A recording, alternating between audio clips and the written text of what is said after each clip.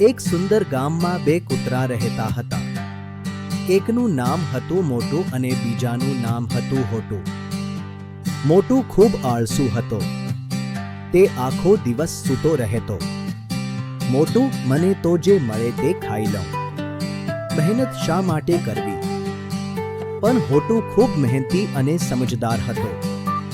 હોટું, મારે ખાવાનું શોધવું પડશે. મહેનત વગર કંઈ મળતું નથી. એક દિવસ ગામમાં ભારે વરસાદ પડ્યો. બધે પાણી ભરાઈ ગયું. મોટું, અરે, હવે હું બહાર જઈ શકતો નથી. મને બહુ ભૂખ લાગી છે. હોટુએ પહેલાથી જ ખાવાનું ભેગું કર્યું હતું. હોટું, હા મિત્ર, જરૂર આપું.